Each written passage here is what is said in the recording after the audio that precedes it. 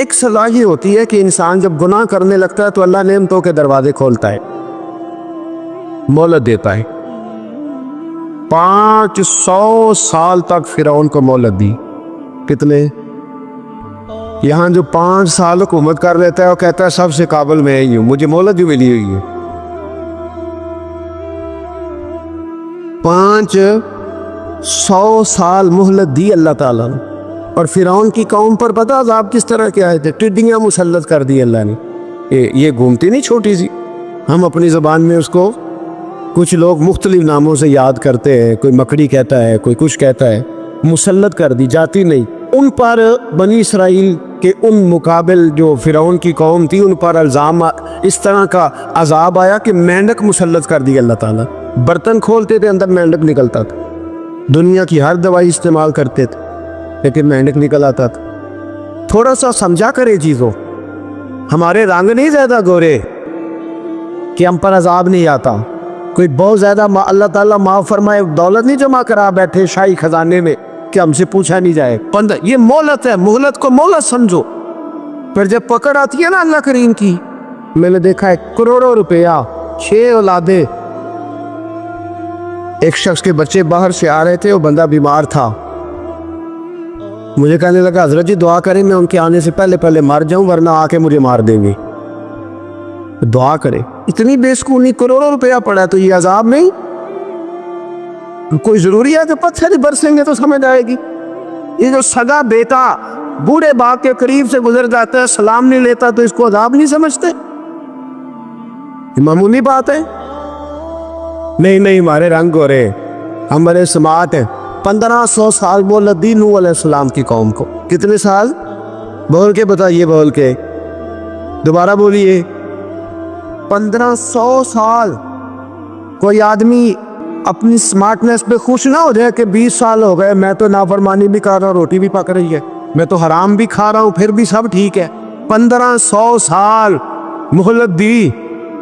پھر حضرت نوح کہنے لگے اللہ میں نے تو بڑا سمجھایا، اللہ ہی باز آتے۔ تو رب کریم نے فرمایا کشتی بناؤ۔ اللہ کے پیغمبر کشتی بنانے لگے تو قوم مذاق اڑانے لگے۔ اب کیا کرنے لگے ہو؟ اب کشتی بنانے لگے ہو، خیر تو ہے، قوم مذاق اڑا رہی ہے حضرت نوح علیہ السلام کا۔ آپ نے کشتی بنائی، پانی کہاں سے نکلا؟ نہ بارشیں ہوئی نہ سیلاب آئے، ایک تندور تھا اس کے اندر سے پانی نکلنا شروع ہو۔ کبھی تندور سے بھی پانی نکلا ہے، پر جب نکالنے والا چاہتا ہے تو وہاں سے بھی ایک تندور سے پانی نکلا۔ اتنا نکلا، اتنا نکلا، اتنا نکلا کہ قوم ساری ڈوب گئی۔ قرآن مجید کے صفحات شہادت دیں گے کہ حضرت نوح کی قوم کا بچہ بہ گیا، بچے صرف وہ تھے جو حضرت نوح کے ساتھ ہو گئے، تباہ ہو گئی۔ اللہ بے نیاز ہے، بے نیاز۔ 1500 سال مہلت ملے اور تو پھر بھی کہے رب بڑا کریم ہے معاف کر دے گا۔ 1500 سال تجھے گنجائش تھے اور تو کہے کوئی نہیں، بات معافی ملنی چاہیے ابھی بھی۔ میرے بھائی، حضرت صالح علیہ السلام کی قوم، حضرت صالح نے تبلیغ شروع کی تو کہنے لگے پہلے معجزہ دکھاؤ۔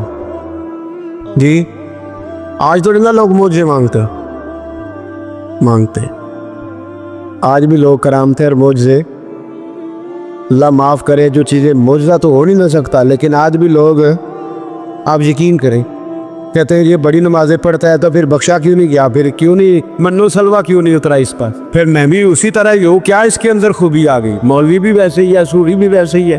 لوگ مان نہیں رہے، وہ دلیلیں مان نہیں رہے، ابھی بھی لوگ بحث نہیں کرتے۔ کیا فرق آ گیا؟ ابھی ویسے ہی ہیں سارے۔ اللہ تعالیٰ سے ڈرنا چاہیے، ہمیں سامنے والے کی طرف دیکھ کر صحیح ہونے کا حکم نہیں ہے، ہمیں اپنی اصلاح کا حکم ہے، اپنی طرف دیکھ کے اپنے آپ کو ٹھیک کرنے کا۔ الزام لگا کے گزر جانا اس کا کوئی مطلب؟ سنو اور یاد رکھو، حضرت صالح علیہ السلام سے کہنے لگے پہلے معجزہ دکھائیں، تو حضرت صالح علیہ السلام نے فرمایا اونٹ کہاں سے پیدا ہوتے ہیں؟ کہاں؟ اونٹنی کے بطن سے۔ فرمایا آؤ میں تمہیں پہاڑ کے اندر سے اونٹنی پیدا کر کے دکھاتا ہوں۔ کہاں سے؟ پہاڑ کے اندر سے۔ حضرت نوح ساتھ لے کے گئے تو پہاڑ کے اندر سے اونٹنی نکلی، اور اونٹنی بھی گابن تھی، اس کے پیٹ میں بچہ، اور اونٹنی اتنا دودھ دیتی تھی کہ ساری بستی دودھ پی جاتی تھی، پھر بھی دودھ بچ جایا کرتا تھا۔ لیکن حضرت نوح علیہ السلام نے فرمایا تم نے دیکھ تو لیا ہی اسے، یہ جتنا دودھ دے گی روٹی بھی اتنی کھائے گی. ایک دن تم سارے پانی پیو گے، ایک دن یہ سارا پانی پیا کرے گی. ایک دن تم سارے باقی جانوروں کو گھاس کھلاؤ گے، ایک دن یہ اونٹنی ہے. اونٹنی کا نام کیا؟ ناقۃ اللہ، اللہ کی اونٹنی. کس کی اونٹنی؟ نام کیا ہے؟ اللہ کی. یہ اللہ کی اونٹنی ہے. تو حضرت نوح علیہ السلام کی اونٹنی فرمائے اس کی بے ادبی نہ کرنا. باز نہیں آئے لوگ، باز نہیں آئے. کہنے لگا جی دودھ دینا تو ٹھیک ہے، پر یہ جو سارا پانی پی جاتی ہے نا، یہ صحیح نہیں. یہ جو ساری گھاس کھا جاتی ہے یہ نہیں تھی. دودھ دینا تو ٹھیک ہے پر یہ نہیں صحیح. آپ نے فرمایا اسے کچھ نہ کہنا، اللہ کی اونٹنی ہے. میں کہا کرتا ہوں ان لوگوں نے ناقۃ اللہ کی بے ادبی کی. حضرت نوح علیہ السلام کی اونٹنی کی ٹانگیں کاٹ دی. صالح علیہ السلام. اور دیکھو اللہ بڑا بے نیاز ہے، اگر پیدا کرنا جانتا ہے تو حفاظت کرنی نہیں جانتا. لیکن رب کریم نے فرمایا نہ کرنا. انہوں نے ان کے پیر کاٹ دیے، کانوں پہ چھریاں لگائیں. اونٹنی جب مر گئی، اونٹنی اللہ تبارک و تعالیٰ کی وہ اونٹنی جب مر گئی تو حضرت صالح علیہ السلام کی قوم پر رب کریم نے زلزلہ بھیجا. اذا زلزلت الارض زلزالہا. جب زلزلے آئے گے اور جب ان کا زلزلہ آنا ہے، زلزلہ آتا ہے نا، کیا کرتی ہے قوم؟ لا الہ الا اللہ، لا الہ لا الہ الا اللہ کلمے جاری ہو جاتے. بلکہ ایک دفعہ ایسا بھی ہوا کہ مسجدوں میں اعلان ہونے لگے زلزلہ آ رہا ہے. جو فجر کے لیے نہیں اٹھے زلزلے کے لیے وہ بھی اٹھ گئے. جن کا دعویٰ ہے نا میری سویرے آنکھ نہیں کھلتی، ان کی لگی نہیں کتنے گھنٹے، بعد میں بھی نہیں لگی. ٹی وی پہ اعلان ہوتے رہے کوئی نہیں آ رہا، سو جاؤ چپ کر کے. لیکن آنکھ لگی. موت سے تو ڈرتا ہے، اللہ سے ڈرتا ہی نہیں. موت کا خوف ہے، رب کا نہیں. زلزلہ آیا، ساری قوم تباہ ہو گئی. بتاؤ اگر ناقۃ اللہ کی گستاخی ہو تو اللہ ناراض ہو جاتا ہے، اور اگر اولیاء اللہ کی ہو، اگر اولیاء اللہ کی ہو تو رب ناراض نہیں ہوتا. شرم نہیں آتی لوگوں کو داتا صاحب کی بے ادبی کرتے، شرم نہیں آتی لوگوں کو غوث اعظم کی گستاخی کرتے، حیا نہیں آتی جنہوں نے دین پھیلایا ان کی بے ادبی. میں درد سے کہتا ہوں، رو کے کہتا ہوں، اور اگر کلیجہ پھٹ سکے تو میں دکھاؤں زخم کتنے. ایک حج کے موقع پر ایک بابا جی، اس سال 4,80,000 روپے کا پرائیویٹ حج تھا، اور بابا جی کی کیفیت کمزور تھے، بیچارے بیمار تھے. اس کے باوجود وہ گئے. بوڑھے آدمی، جا کے بیٹھیے بزرگ. اور کتنی مشکل ہے وہاں منا، مزدلفہ، عرفات، طواف زیارت. کتنا مشکل کام ہے طواف زیارت کرنا، طواف وداع کرنا. کس کٹھن سے حج کیا، بڑھاپے میں پیسے بھی لگائے. اور جب وہ روضہ رسول پہ گئے صلی اللہ، اور انہوں نے جا کے نبی پاک صلی اللہ علیہ وسلم کے روزے کی طرف منہ کر کے درود شریف پڑھا تو ایک ملا نے اٹھ کے کہہ دیا تو مشرک ہے. تو میری روح کانپی. میں نے کہا تجھے شرم نہیں آئی، حیا نہیں آئی؟ اس کی عمر دیکھ، کس بڑھاپے میں کہاں سے چلا، کہاں آیا. یہ مشرک ہوتا تو کسی مندر میں جاتا، یہ مشرک ہوتا تو کسی گرجے میں جاتا. یہ مشرک نہیں، یہ مومن ہے. اور یہ وہ والا مومن ہے جس کے سینے میں دل جب دھڑکتا ہے تو خالی دھڑکتا نہیں، ساتھ وہ محمد عربی پہ درود و سلام بھی پڑھتا ہے. شرم نہیں آتی لوگوں کو، اتنی بڑی گستاخی کرتے. جو روزہ رسول پہ آیا مشرک ہے. میں نے دیکھ مولوی کو ساتھ صاحب کہا تھا، میں نے کہا اگر میں مشرک ہوں تو نکالو، مشرک کا داخلہ تو یہاں ویسے ہی منع ہے. شرم نہیں آتی؟ اپنی زبان کا ایک پاس کرو کچھ. اتنا ظلم، اتنی بڑی فرقہ واریت امت میں، اتنا امت کو تقسیم کرتے ہو، تمہیں شرم نہیں آتی؟ جہاں سے اتحاد کا پیغام دینا چاہیے وہاں سے تم لوگوں کو فرقے کا پیغام دیتے ہو، ایک مقصود فرقے کی تبلیغ کرتے ہو. خدا را تو میں کہہ رہا ہوں ناقۃ اللہ کی بے ادبی پہ عذاب آتا ہے، تو اولیاء اللہ کی بے ادبی پہ نہیں آتا. داتا صاحب ساری زندگی تبلیغ کرتے رہے، ایک آدمی نے اٹھ کے کہہ دیا جناب وہ تو شرک کا اڈا ہے، تو رب کریم ناراض نہیں ہوتا ان باتوں سے؟ ہمیں خیال کرنا چاہیے، اللہ سے ڈرنا چاہیے.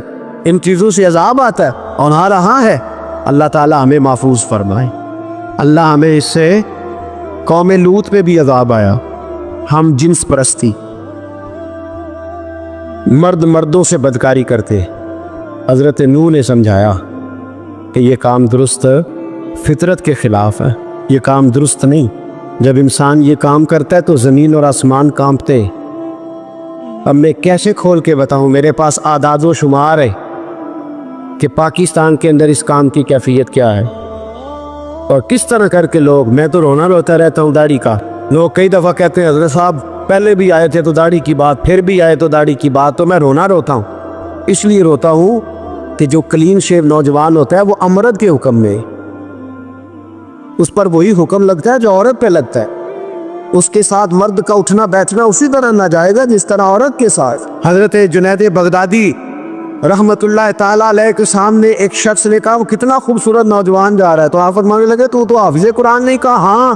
فرمانے لگے جا اپنے حفظ کی خیر منا۔ وہ شخص کہتے ہیں میں نے اس بغیر داڑھی والے کلین شیو نوجوان کو بری نظر سے دیکھا، مجھے قرآن پاک ہی بھول گیا، سارا قرآن پاک بھول۔ اور کتنے سال میں دعائیں کرتا رہا، بیت اللہ کے طواف کرتا رہا، میں یاد بھی کرتا تو نہیں ہوتا۔ کیسے اب تو ہمارا نعت کہاں بیوٹی پارلر سے ہو کے آتا ہے، ہم کسی اور کو کیا پیغام ہے؟ وہ پیغام، وہ نظام، وہ طریقہ کار جس کا حکم تھا شریعت میں، قوم لوط پر عذاب آیا۔ صحیح بیٹھتے ہوں گے بچے جو موٹر سائیکلوں پہ بیٹھتے ہیں، میں نے گجرے والا کی سڑکوں پہ بچوں کو، نوجوانوں کو جو تماشے کرتے سر عام دیکھا ہے تو مجھے ڈر لگتا ہے، اور کوئی روکنے والا نہیں، شغل ہو رہا ہے، ہنس رہے ہیں، اور سامنے عورتیں بھی ہے، سب ہو رہا۔ کتنی تکلیف کی بات۔ حضرت نوح کی قوم یہ کام کرتی تھی، قرآن پاک نے بیان کیا ہے۔ حضرت نوح نے سمجھایا، فرمایا رب کریم نے تمہیں اپنی خواہش پوری کرنے کے لیے جائز طریقہ عطا فرمایا، عورتوں سے نکاح کرو، اور اس نکاح کی برکت سے جو اللہ تمہیں اولاد دے گا اس کو اللہ تبارک و تعالیٰ تمہارے لیے باعث بخشش بھی فرمائے گا۔ لیکن جب قوم نہ مانی تو جو قوم میں لوط کا عمل کرے اس کا علاج قرآن نے بیان فرمایا کہ آسمان سے پتھر برسیں گے، پھر پتھر برسے، اور جن کے بڑے بڑے اچھے دماغ تھے ان کے دماغ چکنا چور کر دیے گئے، تباہ کر دیے گئے، ان کے دماغ زمین پر بچھاڑ دیا گیا۔ اللہ مہلت دیتا ہے، لیکن اس کا مطلب یہ نہیں کہ انسان توبہ ہی نہ کرے۔ حضرت شعیب علیہ السلام کی قوم پر بھی عذاب آیا، اس لیے کہ بددیانتی کرتی تھی، ناپ تول میں کمی کرتی تھی۔ میں نے کہا تھا شب قدر کی رات کہ یہ کوئی تماشا ہے کہ شب رات آئی تو ساری رات روتے رہے، یا اللہ معاف کر دے، یا اللہ معاف کر دے، رو رو کے چیخے مار مار روئے۔ شب قدر آئی تو پھر چیخے ماری، ساری رات روئے۔ تو جس بندے کا پروگرام ہی نہیں سویرے بدلنے کا، دکان پہ بیٹھ کے پھر وہی ناپ تول میں کمی، پھر وہ اللہ تعالیٰ معاف کرے۔ میں ایک مضمون پڑھ رہا تھا تو وہ فوڈ کے اسپیشل لوگ تمہیں لکھا تھا مہربانی کرو ملاوٹ ہی اچھی چیز کی کر لو، مرچ میں کیری تو نہ ملاؤ اینٹوں کی، وہ تو بیمار کرتی ہے، وہ تو خون کی آنتوں کو روک دیتی ہے۔ وہ کہنے لگا، اور اس کو کہتا ہے میں تمہیں بتاتا ہوں کون کون سی چیز ملائی جا سکتی ہے، وہ ملا لو۔ خدا را اس قوم پہ رحم کرو، مہربانی۔ ایک دوست ہیں ہمارے، میں وزیر آباد میں ان کے گھر بیٹھا تھا تو ایک میڈیکل، میرا کسی شخص پہ اعتراض کرنے کا میں مجموعی بات کرتا ہوں، میں ایسے ڈاکٹروں کو جانتا ہوں جو اللہ تعالیٰ فضل کرے سچ مچ کے نیک ہیں، اچھے لوگ۔ تو بچے کا میڈیکل سٹور ہے، تو والد بیمار ہو گیا، تو کہتا ہے ابا جی ڈاکٹر صاحب نے کہا آپ کو ڈرپ لگنی ہے، تو سگے باپ کو ڈرپ لگانے لگا، تو باپ کا کہتا ہے پتر تیری مہربانی مینوں کوئی اصلی لائی، اور نہ لائی جڑی لوکاں نوں لانے۔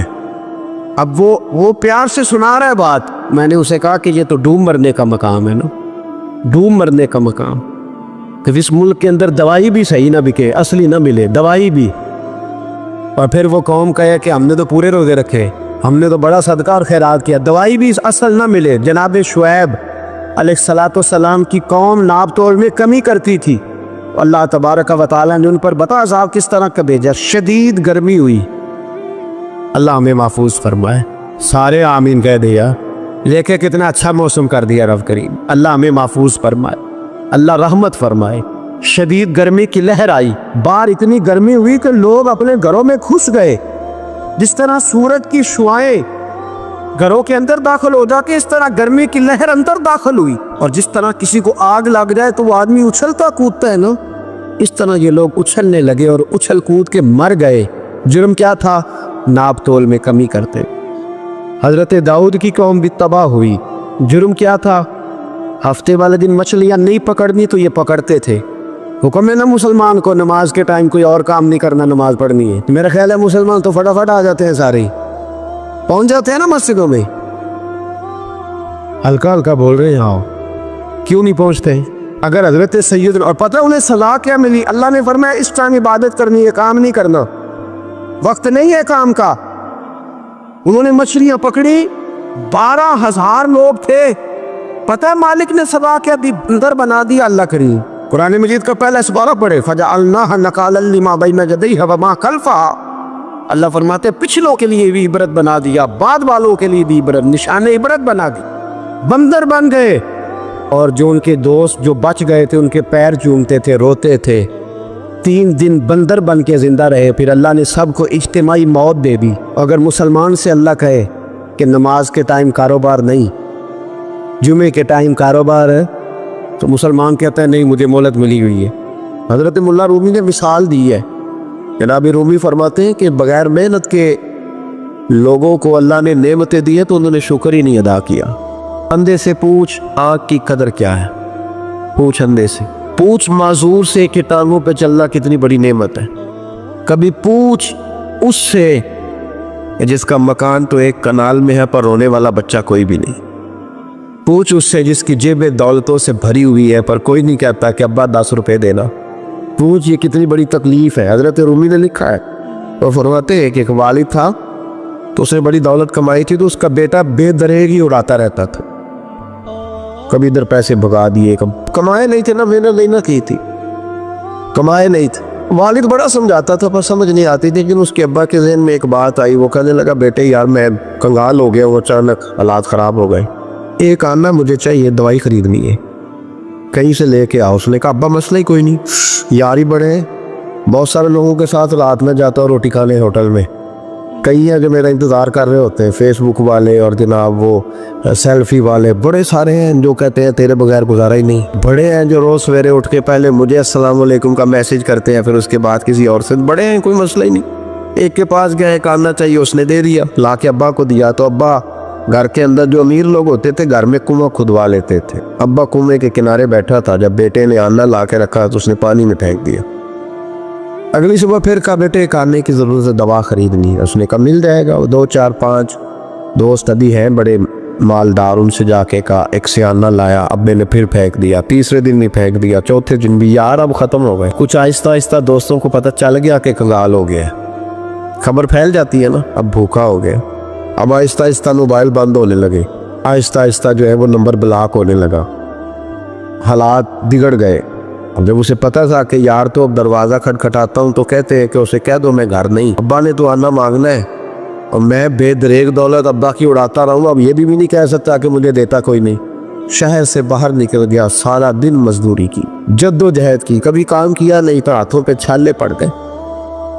बड़ा मुश्किल होता है जिन लोगों ने काम ना किया उन्हें करना पड़ जाए। तो तकलीफ का शिकार हो के एक आना कमाया, शाम को ला के बालत की हथेली पे रखा तो उसने फेंका ना जब कुएं में तो चीख पड़ा, कहने लगा अब्बा जी आप सियाड़े व्याड़े बदले, रोज पैसे ला के देता हूँ, कौन फेंक देते हो, को करने वाली बात करो, नहीं दवाई खानी तो ना खाओ, जाया क्यों करते। तो बेटे को बाप ने थपकी दे के बिठा लिया। उसने कहा बेटा मैंने पहले दिन तो नहीं फेंका, तो 7वां दिन मैं रोज फेंकता हूँ, आज तेरी चीखें क्यों निकली।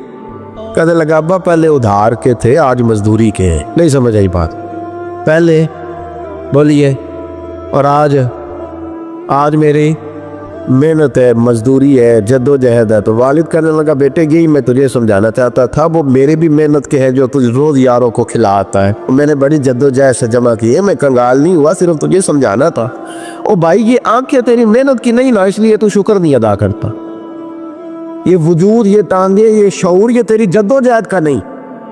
जो अकल की दौलत अल्लाह ने दी है ना, ये तेरी मेहनत की नहीं। अगर मेहनत की होती तो तू सजदे में पड़ा रहता, तू ख्याल करता। अल्लाह ने आंखें दी है कुरान देखने के लिए। जब कोई किसी गंदी चीज को देखता है तो नाशुक्री करता है, जब गलत तरफ उठाता है ये चीजें तो नाशुक्री करता है। साहिबो याद रखना और इस पर जरूर गौर करना कि जब नेमतों का शुक्र अदा न किया जाए तो फिर हमें इस्तिगफार का हुक्म दिया। फिर क्या करना है हमने, इस्तिगफार का, या अल्लाह हम तेरी नेमतों का शुक्र अदा नहीं कर सके तो हमें माफ़ फरमा, तो हमसे दरगुजर फरमा, माफ़ फरमा। नुकसान हो जाए तो कहते अल्लाह की मर्जी थी, और फ़ायदा हो जाए तो कहते मैंने मेहनत ही बड़ी की थी, मेरी जद्दोजहद बड़ी थी। एक बच्चा एक दफ़ा मेरे पास कहीं इंटरव्यू के लिए जा रहा था तो दुआ कराने आया, कहने लगा मैंने वहाँ जाना है, दुआ कीजिएगा अल्लाह ताला कामयाबी दे। मैंने दुआ की, कुछ उसको पढ़ने को बताया, लेकिन कामयाब ना हो सका, लौट आया। तो मैंने पूछा कि क्या बना, कहने लगा हज़रत साहब बस अल्लाह की मर्ज़ी थी, अल्लाह की मर्ज़ी थी। फिर एक दफ़ा गया तो अल्लाह की मर्ज़ी थी। तीसरी दफ़ा गया کامیاب ہو گیا۔ تو بھئی اب کیا بنا؟ کہنے لگا جی جب میں داخل ہوا تو اس نے جاتے ہی مجھ سے پوچھا سب سے پہلا سوال یہ کہ تمہیں جنرل نالج کی بھی کچھ معلومات ہیں یا شعبے کے آدمی ہو؟ تو میں نے کہا جناب پوچھیے۔ تو انہوں نے پاکستان کا حدود اربع پوچھا تو میں نے فٹافٹ بتا دیا۔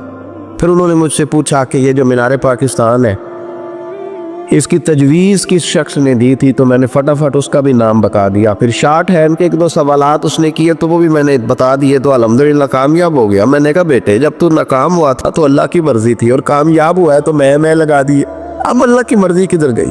یہ اتنا بڑا نقص ہے انسانی فطرت کا، اتنی بڑی کمزوری ہے کہ معاذ اللہ تعالی ہم کمزوریاں قدرت کے کھاتے میں ڈال دیتے ہیں، اور ناکامیاں قدرت کے کھاتے میں